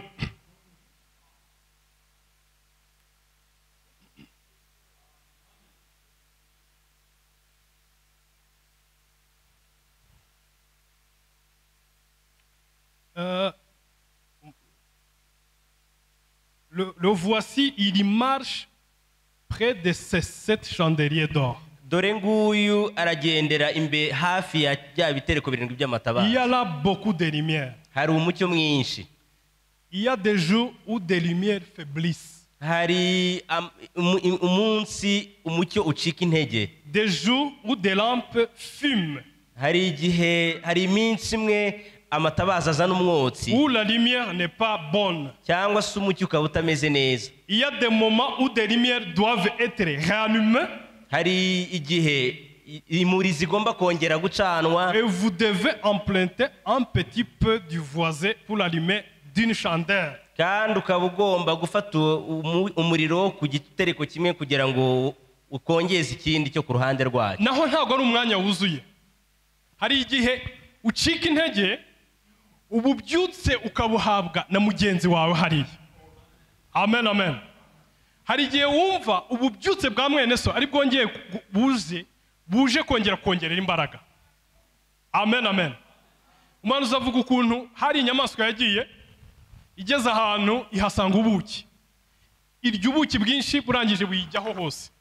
Isohotse izindi ziyibonye ziraza zitangira kuyirigata. Amen. Ubuki yariye buragiye bujya gutunga na ziriya nyamaswa ngenzi zazo. Niko ubuzima bw'abakristo bugomba kugenda. Niba umeze neza, niba hari n'umugisha Imana yaguhaye, wenda ufite akazi, mwene so yaburaye, wimubwira ngo ndagusengera mwene data Imana iguha umugisha, iryo sengesho ryawe ntabwo Imana ishobora kuryumva. Muhereze makeya ajye kwigurira umuceri. Ubwo nibwo bubyutse tugomba kubaka hagati ya bene data. Wimubwira ngo genda Imana iguha umugisha kandi ufite icyo kumuha. Wimubwira ngo ngenda nagusengera, ayo masengesho ntiyarenga inzu. Ahubwo muhe kumugisha Imana yaguhaye. Uko uyu munsi aragukeneye, uyu munsi aragushaka, ejo nawe uzashaka mwene so wundi. Nuko urugendo rwa gikristo tugomba kugendana narwo. Amen, amen. Il y a des moments où des lumières doivent fumer. Ari ibihe bimwe imuri zizana umwotsi. Vous dites frère, j'ai parlé en langue. Uravuga uti mwene data navuze mu ndimi. C'est merveilleux. Ni byiza cyane. Mais laissez-moi vous dire quelque chose. Ariko mureke ngira icyo mbabwira. Il marche dans cette lumière. Aragendera muri uwo mucyo. C'est une lumière artificielle. N'umucyo wakozwe n'abantu. Ce n'est pas la lumière du soleil, de la lune ou des étoiles. Ntabwo ari umucyo w'izuba cyangwa ukwezi cyangwa inyenyeri. L'homme qui est dans le parvis de justification umuntu ukiri mu mbuga yo kubarwa gukiranuka a une lumière très faible. Afite umucyo mukeya. Juste la lumière des étoiles. Umucyo w'inyenyeri gusa. Et tu es exposé au nuage. Kandi hari igihe hazi ibicu. Mais l'homme qui est ici, ariko umuntu uri hano, se tient dans la consacration et dit Seigneur, je veux vivre près de toi. Aziyegurira Imana ibwira ati Mana ndifuza kuba hafi yawe. Je suis le diacre de l'église ou quelque chose d'autre. Ndi umudiyakoni w'itorero cyangwa mu zindi nshingano. Je veux être bon avec mon voisin. Ndashaka kuba umuntu mwiza imbere y'umuturanyi wanjye. Je veux essayer de faire mon mieux, Seigneur. Ndagerageza uko nshoboye kose mwami. Il vit une vie meilleure. Abaho ubuzima bwiza. Sa lumière s'éteint rarement. Umucyo we ntabwo ujya upfa kuzima. Mais les lampes fument. Ariko amatabaza ajyaza n'umwotsi. On doit se servir de l'une d'elles pour allumer les autres. Kandi hakifashishwa irindi tabaza kugira ngo batsirindi. Umucyo waho ngaho umwanya wero hari ubwuzima. Ariko tugomba kubaho mu mucyo utazima. Amen, amen. Ibitereko by'amatabaza ntago bihagije. Ubwugamo n'ubwihisho bw'umwanya wera ntago buri sire, ntago buhagije. Amen. Icyo gihe rero uko barimo gutamba igitambo cy'abantu cyangwa se ubwo buzima bwa gikristo, bavaga ku mwanya wera, umutambyi mukuru agakomeza akinjira mu mwanya wahera cyane. Aho niho tugiye kureba ubwugamo bwacu, ubwihisho bwacu ubwaribwo. Umwanya wahera cyane habaga isanduku.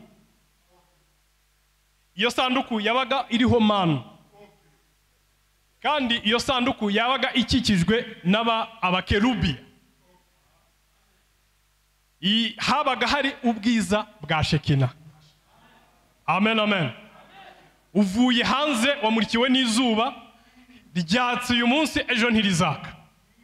Urakomeje umurikiwe n'ibitereko 7, uyu munsi byatse ariko hari igihe bigera bikazima bakongera bakabyatsa. Ntabwo bihagije. Ugomba gukomeza gushaka umucyo w'iteka. Ugomba gukomeza gushaka ubuhungiro bw'iteka. Ugomba kuva ku gice cyo kubarwaho gukiranuka, ukarenga igice cyo kwezwa, ukagera ku gice cy'umubatizo w'Umwuka Wera. Amen, amen. Ukinjira mu buhungiro ubwo Imana yadusezeranyije. Reka turebe igice cya 3 umwanya wera ikiwuranga. ku murongo w'ijana 37. Mais l'homme qui s'avance plus loin ariko uriya ukomeza imbere cyane et entre se trouve alors à l'abri du monde. abari mu gicucu cyiza Le voile retomba autour de lui. urusika rugasigara inyuma ye. Amen. Il se tient sous l'endroit où les ailes des chérubins se rencontrent. akaba ahagaze aho abakerubi baba bari. Plein de la grande gloire de Shekinah. ahari ubwiza bwa Shekina. Elle ne faiblit jamais. ntabwo bujya bugabanyuka na rimwe. Shekina bwo bugumaho. ntibujya bucika intege na rimwe. Ubwiza bwa Shekina nibuvaho. Alléluia. Et elle ne s'éteint jamais. ntibwigera buzima. Ubwiza bwa Shekina. Et l'homme qui vit dans la présence de Dieu, kandi umuntu uba mu kugaragara kw'Imana, sous les voiles, ari hakurya y'urusika, inyuma y'urusika, vit dans la gloire de Shekinah. aba mu bwiza bwa Shekina. Peu importe les tempêtes et forages, uko imiyaga bimeze kose, il y a des nuages, hakaba hari ibicu, que la lune et les étoiles ne brillent pas. ukwezi n'inyenyeri bitari kwaka. Lorsque les chandeliers s'éteignent, igihe igitereko cy'amatabaza cyazimye, cela n'a pas d'importance. ibyo ntacyo bimaze. Il vit dans la gloire de Shekinah, we aba mu bwiza bwa Shekina, sous la puissance du Saint-Esprit. munsi y'imbaraga z'umwuka wera. La gloire de Shekinah ne s'éteint pas. kandi ubwiza bwa Shekina ntibwigera buzima, Que ce soit la nuit, haba nijoro, que ce soit le jour. haba ku manywa. C'est une lumière mystique. ni umucyo w'indengakamere, C'est une sorte de lumière à l'écran doux. ni umucyo umurika cyane, Waka neza ni cyane. umucyo umurika neza cyane. Alléluia. Amen. C'est une espèce de lumière mystique. ni ubwoko bw'umucyo utangaje, Et le croyant au repos, kandi umwizera aba afite ikiruhuko. umwizera uri mu kiruhuko, umwizera uri mu kiruhuko marche à l'intérieur du voile. agendera inyuma y'urusika, La gloire de la Shekinah, mu bwiza bwa Shekina, près du vase de manne, hafi y'urwabya ruri mu manu, où il mange chaque jour. aho arya buri munsi. Ne s'éteint jamais, il mange de la manne. ntirwigera ruzima wakarya manu. Alléluia. Amen. Iyo umutambyi yafataga amaraso agiye gutamba ibyaha by'abantu, bamushyiragaho inzogera ikagenda isona, kuko iyo winjiraga aho hantu udakwiriye warapfaga. Amen. Bamushyiragaho rero umugozi akinjira akajya gutamba ibyaha by'abantu. Amen. Arimo arashaka umudugudu mwiza abantu bashobora kubamo. Arimo arashaka ahantu abantu bashobora kuba batekanye, bafite umutekano. Iyo wagendaga nta cyaha ufite, waratambaga ukagaruka. Ariko iyo wagendaga udakwiriye, barakuzirikaga ko wabaga wapfuye, bakagukurura kugira ngo batinjire nabo bagapfa, bakagutwara. Hariya rero mu mwanya wera cyane hari iki? Hariyo umucyo wa Shekina, hariyo inkingi y'umuriro, hariyo isanduku ya manu iriho manu, hariho ubwiza, hariho umucyo utarangira. Iyo murebe ku isezerano rya kera nabwiye ngo ntago ryari ryuzuye. Uriya mwenda utandukanya ahera hahera n'ahera, igihe Yesu yabambwe, umwenda waragiye ucikamo kabiri. Amen. Uyu munsi ntago dukeneye umutambyi utugirayo. Wowe nanjye twemerewe kugerayo. Aho ngaho niwo mutambyi, aho ngaho nibwo bwugamo, nibwo bwihisho tugomba kugeramo. Iyo ugezeyo ntabwo utekereza ibiri inyuma, ibiri hanze. Nta nubwo iyo ibicu hanze byahindutse bimeze nabi, wibaza ngo hanze bimeze gute.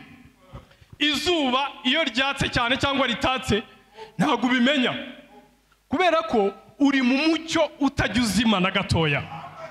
Uri munsi y'umubatizo w'Umwuka Wera, uri imbere y'Imana, wowe nayo nta uri hagati yanyu. Amen. Wowe ubwawe uravugana n'Imana amaso ku maso. Niyo mpamvu umwanya wera ntabwo wari ukwiriye.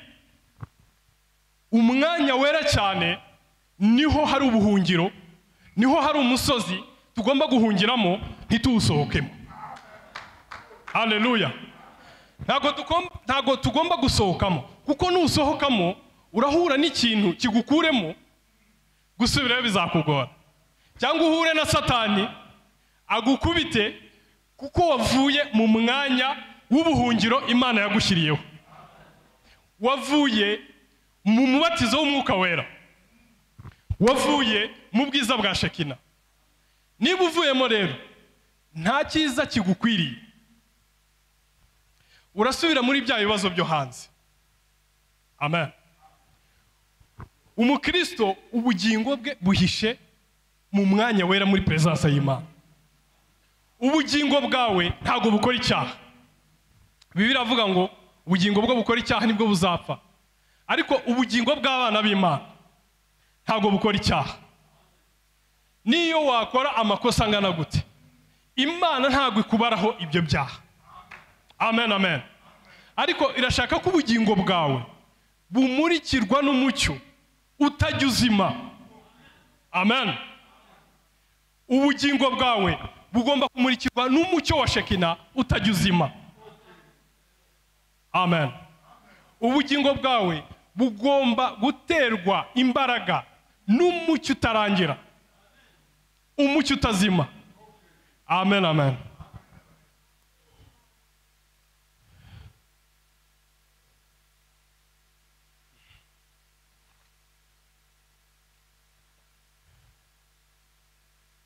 Kanongere nsomeho umurongo turebe buryo aho tuza gusoreza.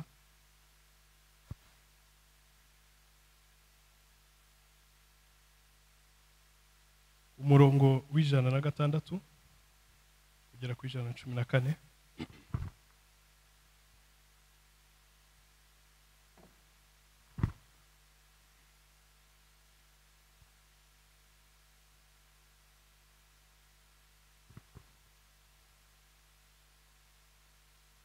Maintenant, après avoir quitté ce second parvis, noneho nyuma yo gusogongera kuri iyo mbuga ya kabiri, la sanctification, kwezwa, ils entrent dans cette vie consacrée. Nyuma yo gusogongera kuri iyo mbuga ya kabiri ariyo yo kwezwa, binjira noneho ahera. Ils entrent dans la présence de Dieu. Binjira mu kugaragara kw'Imana. Et c'est cependant qu'ils étaient là et qu'ils avaient toutes des choses glorieuses. Kandi ni mu gihe bari aho ngaho nibwo babona ibintu byose byiza by'ubwiza. Et nous avons ici un type magnifique. Kandi hano dufite urugero rwiza cyane, montrant que si quelque chose de mort entre, rutwereka ko niba hari ikintu cyiza cyinjiye, quelque chose de mort, niba hari ikintu gipfuye cyinjiye, il vivait à nouveau. Ni iyo hinjiraga ikintu gipfuye cyarongeraga kikagira ubuzima bushya. Amen. Amen. Muri présence y'Imana, dans la présence de Dieu, mu kugaragara kw'Imana, si quelque chose de mort entre, niba hari ikintu cyinjiye gipfuye, il vivait à nouveau. cyarongeraga kikabaho. Avez-vous déjà pensé à cela? Ese ibyo mwigeze mubitekerezaho? Ils prirent la verge d'Aaron, binjiraga, bafashe inkoni ya Aroni, bafashe inkoni ya Aroni, et la déposèrent dans le lieu saint, bayishyira ahera. et quand ils le furent à une nuit, elle est bourgeonnant, nuko bigeze nijoro irongera izana uburabyo, produit des fleurs, izana indabyo. Amen. Amen. Et ceci à l'espace d'une nuit. Kandi ibyo byabaye mu ijoro rimwe. Pensez-y donc, mubitekerezeho, dans la présence de Dieu, mu kugaragara kw'Imana, cette vieille verge morte iyo nkoni ya kera yari yarapfuye qui est posée là dans la présence de Dieu. yari iraho ngaho mugaragara Bourgeonner produit des fleurs irongerera mera izana et mûrit des amandes à une nuit. izana imbuto nijoro rimwe. Amen. Mu kubaho kw'Imana muri presence y'Imana, nubwo waba warapfuye gute uzize ibyaha byawe, nubwo waba warumye gute. Amen. Mwibuke Imana yabwiye Ezekiyeli ngo sohoka nkwereke, imujyana mu kibaya imwereka amagufwa yumye. Haleluya. Iramubwira ngo ese aya magufwa ashobora kongera kubaho? Ezekiyeli aramubwira ngo ntago mbizi, ni wowe ubizi mwami. Aramubwira ngo noneho handurira aya magufwa. Aramubwira ngo aya magufwa ashobora kubaho. Ezekiyeli atangira kuyahanurira. Ku gice cya mbere cyo kubarwaho gukiranuka, Ezekiyeli yagiye kubona abona amagufwa, hajeho imitsi n'inyama. Haleluya. Iyo yari sanctification. Ariko imitsi n'inyama gusa ntago byari bihagije kugira ngo umuntu yongere kuba umuntu muzima. Agiye kubona abona kuri ya mitsi n'inyama hajeho uruhu. Uwo ni umwanya wa kabiri, ni igice cya kabiri cya sanctification. Haleluya. Ariko kwezwa gusa ntiguhagije. Uruhu ku muntu ufite inyama n'imitsi gusa ntibihagije. Haleluya. Arangije ngo yumva umwuka uturuka kure cyane uraza uhuha mu mazuru yabo, umuntu agira ubuzima buzima. Icyo cyari igice cya gatatu cy'umubatizo w'umwuka wera. Haleluya. Hanyuma barahaguruka barema inteko z'abantu. Haleluya. Ntabwo byari bihagije kugarukira ku gice igice cya mbere, justification. Umuntu umwe ne wasanze inanga cyangwa piano awisanga mu mwanda, arangije arayijustifia, ayivana mu cyondo arayizana.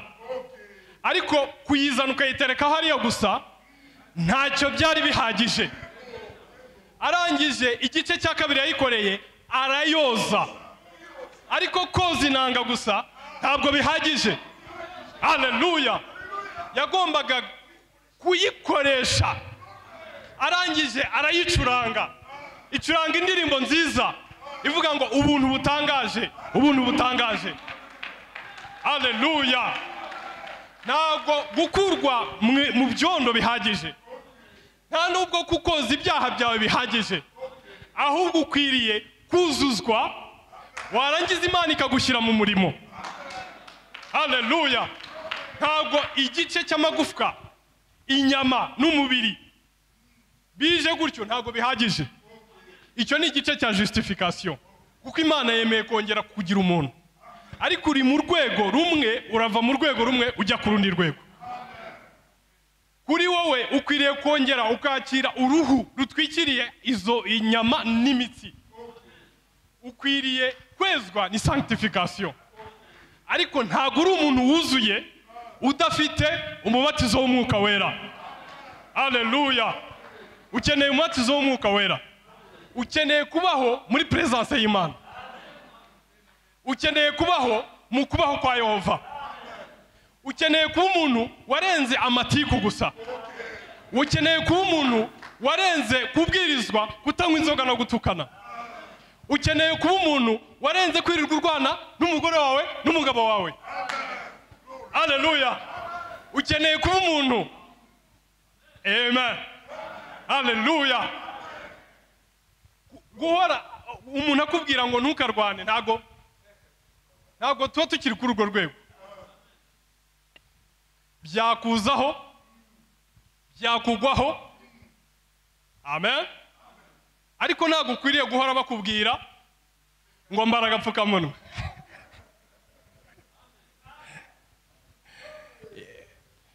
Bakwiriye kujya babwira abantu ngo bambara agapfukamunwa gusa, ariko ntabwo dukeneye guhora batubwira ngo ntitugatukane.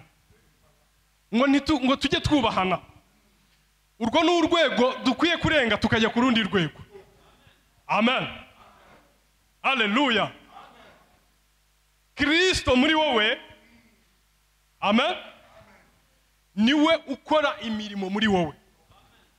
Ni byiza koko wahawe ubugingo bw'iteka. Ni byiza koko Imana yakohereje pastor. Ni byiza koko Imana yakohereje umuhanuzi. Ni byiza koko Imana yaguhaye ijambo ry'Imana ryuzuye muri iki gihe. Ariko bikumariye iki? Amen. Bikumariye iki? Ntacyo byaba bikumariye. Ugomba kugera mu wundi mwanya utandukanye n'umwanya uriho. Amen. Haleluya.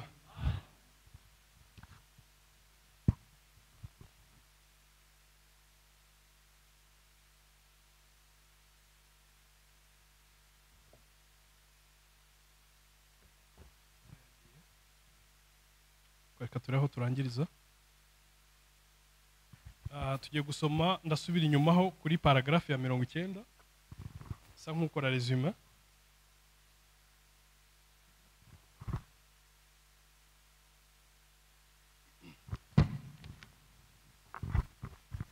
Le cœur, navuze ko umuntu ubundi agira ibice bitatu: umubiri, umwuka n'ubugingo. Umubiri ushobora guhura n'ubukene, ariko ubugingo bwo ntago buhura n'ubukene. Umubiri ushobora guhura n'amakosa, ariko amakosa ntago tuyakora twabigambiriye. Uko niko umukristo abaho. Byakugwaho ariko ntago bitegura ngo bikore. Ariko ubugingo bwo ntibukora amakosa. Ubugingo bwo dukwiye kubuzana imbere y'ubwiza bw'Imana. Uwo ni wo musozi w'ubuhungiro nahoze mbabwira dukwiye guhungisha. Amen. Umutima wawe ububitse byinshi cyane. Umutima wawe hari igihe uba wumva unaniwe, urushye n'ibibazo by'isi, ibigeragezo by'isi. Ariko niba uri n'umwana w'Imana ntago bikubuza gukomeza urugendo. Ariko ntukemerere ko umutima wawe unanizwa n'ibyaha, ukabika icyaha muri wowe ukakimarana igihe, ukagihora ufite agahinda k'ibyaha. Ubugingo bwawe ntago bibereye ibyo. Amen. Byari kuba byiza uje imbere y'Imana ukaririra Imana ikagukiza, kuko iyo ibyo ngibyo irabishoboye, ni nako kazi kayo. Noneho ubuzima bwawe, ubugingo bwawe bugakomeza kumurikirwa n'umucyo wa Shekina utazima. Nubwo wahura n'ibibazo hanze, bikubita igice cyo hanze cy'umubiri. Nubwo wahura n'ubukene, bugera ku gice cy'inyuma. Ariko ubugingo Imana yabushyize mu maboko yayo. Satani naho yarwana gute ntago ashobora kugera ku bugingo bwawe. Ubugingo bwawe urabuhisha muri Yesu Kristo, urabihisha mu musozi wa 7 w'ubuhungiro. Satani niyo yabigenza ate ntago yagera ku bugingo bwawe. Haleluya. Amen. Amen.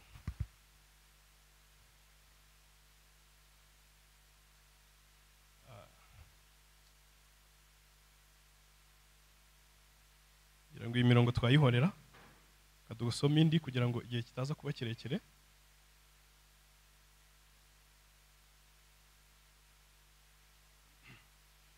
Igiye gusoma ikibwiriza cyitwa Iyerekwa rya Patimosi, umurongo wa 60, umwaka wa 60, paragrafe y'ijana 64.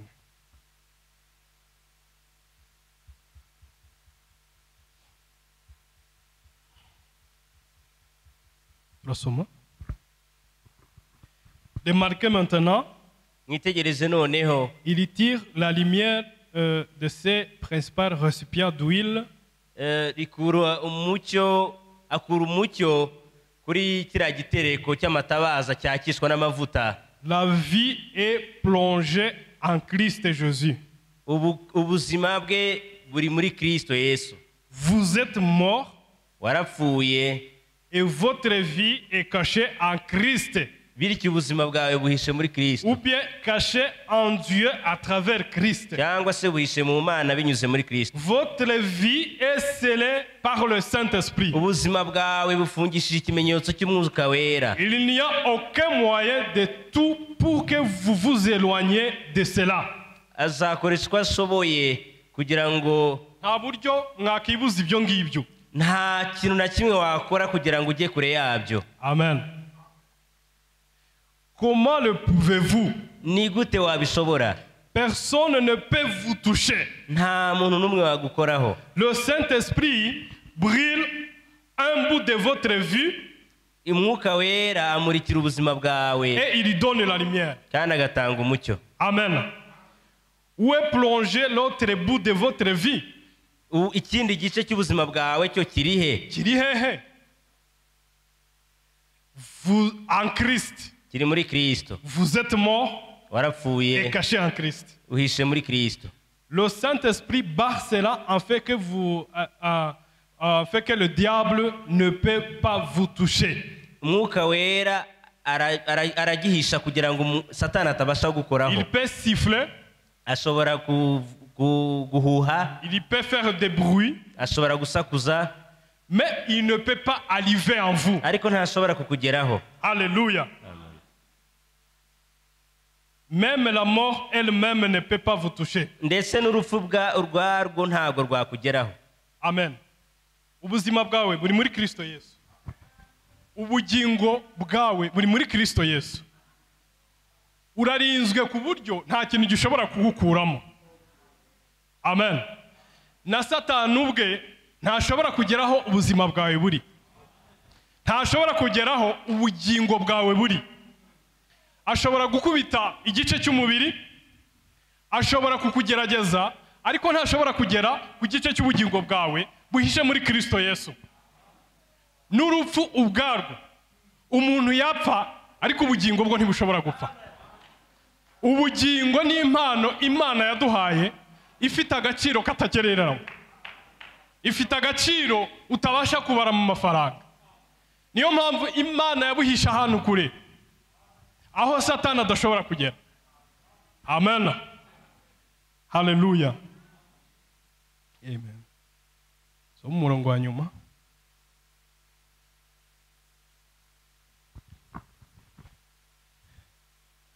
Le problème le plus compliqué que je trouve dans l'église pentecôtiste aujourd'hui, ikibazo gikomeye cyane kurusha ibindi nsanga mu matorero ya Gipentekote uyu munsi, ils ne savent pas ce qu'ils sont côté position. Ntabwo bazi neza igihagararo cyabo icyo ari cyo. Amen. Vous êtes filles et fils de Dieu. Muri abakobwa n'abahungu b'Imana. Vous attendez qu'il arrive quelque chose de grand. Mutegereje ko hari ikintu gikomeye kibaho. Amen. Ikintu gikomeye kibaho. Mais vous l'avez déjà eu. Ariko mwamaze kukibona. Amen. Amen. Le prix grand qui puisse vous être donné, igikomeye cyane mwahabwa, eh bien, c'est nous sommes le fils de Dieu. Nuko turi abana b'Imana. Non pas que vous le serons. Ntabwo muzababo. Alléluia. Amen. Nous le sommes maintenant. Ahubwo turibo nonaha. Et nous sommes assis ensemble dans les lieux célestes en Jésus-Christ. Kandi twicaranye twese hamwe ahera muri Yesu Kristo. Maintenant même. Nonaha ngaha ndetse. Quand une telle foi entre dans l'église, ukwizera nk'uko kugeze mu itorero, igihe ukwizera nk'uko kwinjiye mu itorero, le diable quitte l'église. Satani ahita asohoka mu itorero. Parce que vous êtes les fils et les filles de kuko muri Dieu. abakobwa n'abahungu b'Imana. Parce que vous les croyez vous-même. kuko ndetse mu byizera mwe ubwanyu Personne ne peut vous convaincre nta n'umwe ushobora kubemeza que vous ne l'êtes pas. ko mutari bo, Mais vous êtes les fils de Dieu. ahubwo muri abana b'Imana. Satan ne peut pas arriver là. Satani ntiyagera aho ngaho. Si vous avez une telle foi, niba ufite kwizera nk'uko, le diable quitte l'église. Satani asohoka itorero, Le diable quitte la salle. Satani asohoka mu cyumba. Satan n'a pas de droits légaux. Satani nta burenganzira bwemewe n'amategeko afite, Pas du tout. nta na buke, Sur un chrétien. ntabwo afite ku mukristo. Alléluia. Amen. Un homme qui est sauvé. umuntu wakijijwe. Alléluia. Amen. Satan n'a pas de droits légaux. Satani nta burenganzira yemererwa n'amategeko votre âme. ku bugingo bwawe. Même si vous avez péché. nubwo waba wakoze icyaha, Même si vous avez commis l'adultère. nubwo waba wakoze ubusambanyi, Même s'il y a des signes nubwo haba hari palpables. ibimenyetso bifatika, Même si on t'a attrapé nubwo baba bagufashe mpiri dans l'adultère. bakagufatira mu busambanyi. Alléluia. Amen. Satan n'a pas les droits légaux. Satani nta burenganzira ahabwa n'amategeko. Votre âme est cachée ubugingo bwawe burahishwe, en Jésus-Christ. buhishwe muri Yesu Kristo. Tu es assis en Jésus-Christ wicaye muri Yesu Kristo, dans le lieu céleste.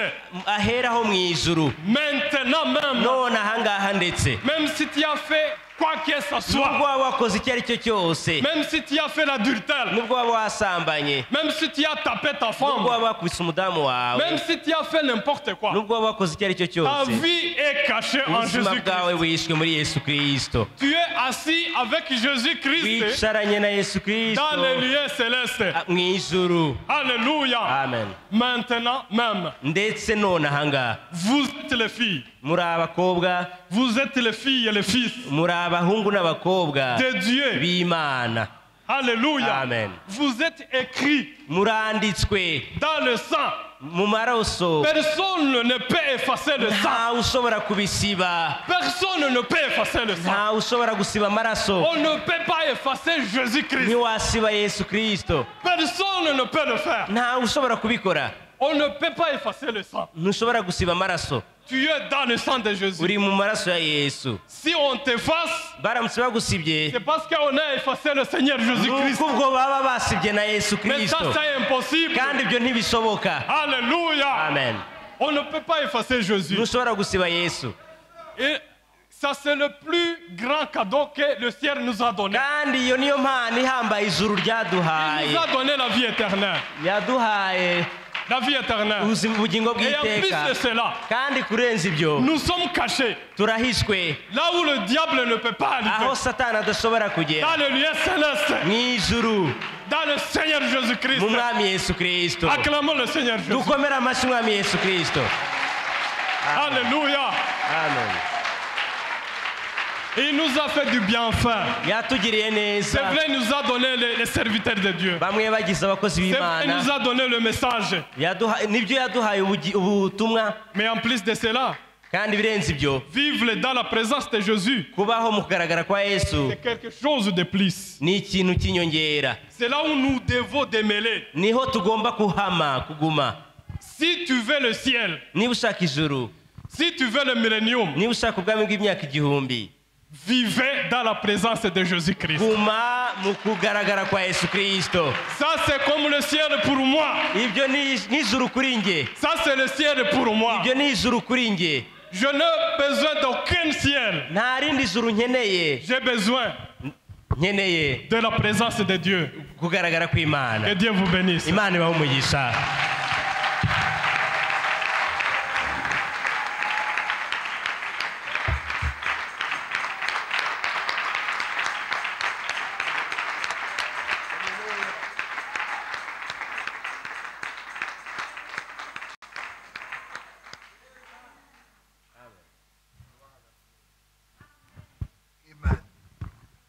Tout est dit, hein? Amen. byose byavuzwe, Amen.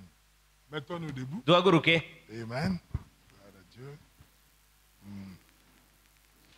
Allons nous cacher là-bas, tujye kwihisha aho ngaho dans la présence du Seigneur. mu kugaragara k'umwami. Alors, avant de rentrer à la maison, mbere yo gutaha imuhira,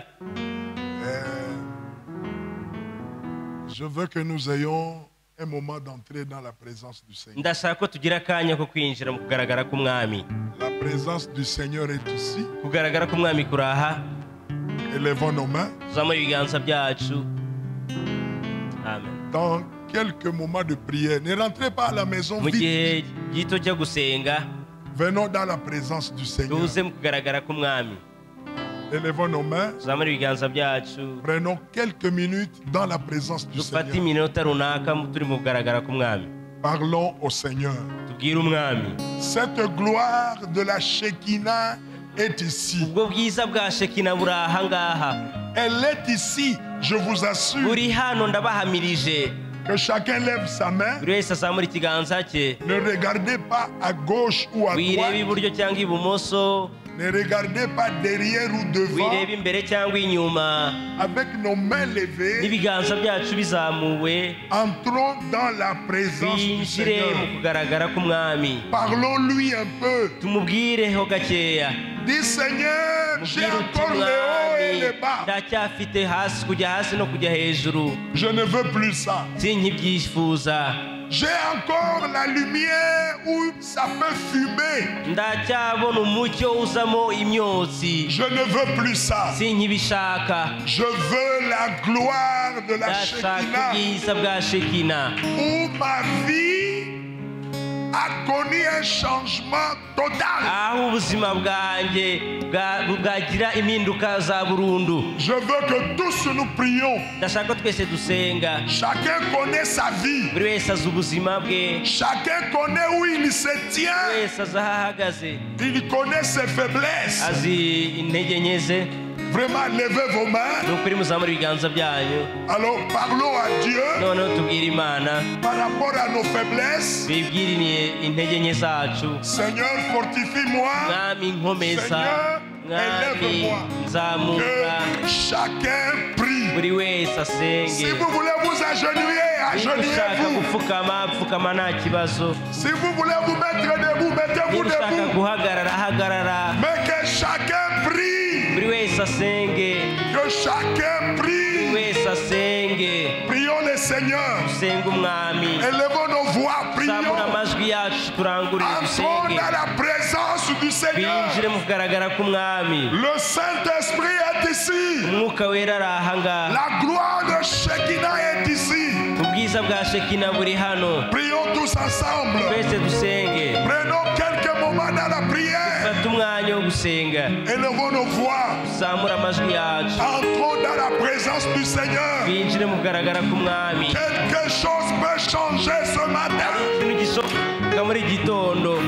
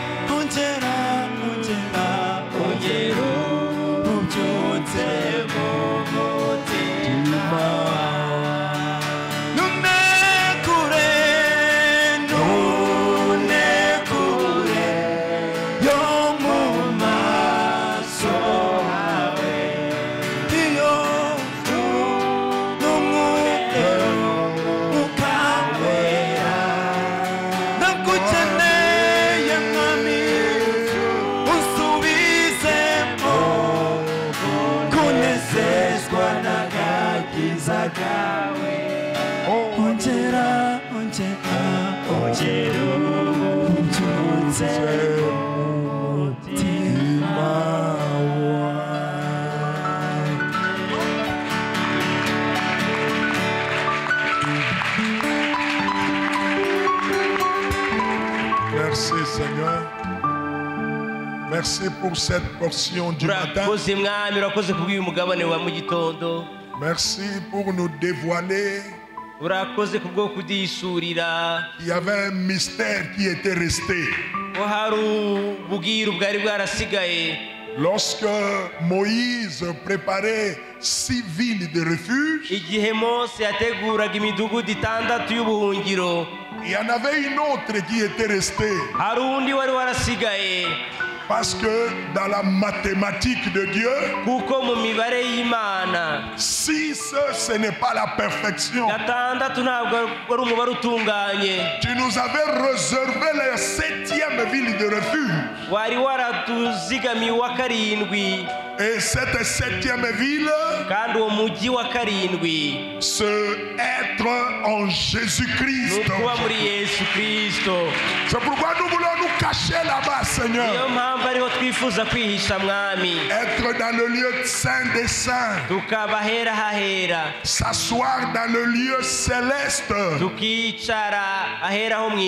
Être caché en Jésus. Là où le diable ne peut pas nous trouver. Oh, nous élevons nos mains, Seigneur. Cache-nous dans ces lieux-là. Cache-nous dans ces lieux-là. Merci pour cette parole. Ce qui reste, c'est ce que toi tu peux faire. Va, explique cela à tout un chacun. Et pas seulement expliquer, mais prends tes enfants, amène-les en Christ. Et cache-les là-bas, Seigneur.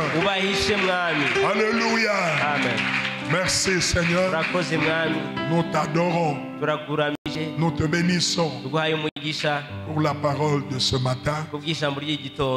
Bénis notre frère. Merci pour l'inspiration. Sois loué à jamais, Seigneur. Au nom puissant de Jésus-Christ, nous avons demandé. Amen. Oh Dieu, oh man. Il y en a ici parmi nous qui ont des requêtes. Des papas qui ont des requêtes. Des mamans qui ont des requêtes. Regarde, Seigneur, ils ont levé la main pour te dire, aide-les. Il n'y a personne d'autre qui peut les aider. Le secours vient d'en haut. Seigneur, c'est pourquoi je m'associe à eux pour te demander de les répondre au nom puissant de Jésus. Que chacun reçoive selon sa requête. Merci Seigneur. Nous remettons la réunion de l'après-midi entre tes mains. Et nous croyons que tu nous réserveras encore une portion. Bénis notre frère Eric. Bénis sa femme. Bénis ses enfants. Au nom puissant de Jésus. Nous l'avons demandé. Amen. Amen. Que le Seigneur vous bénisse.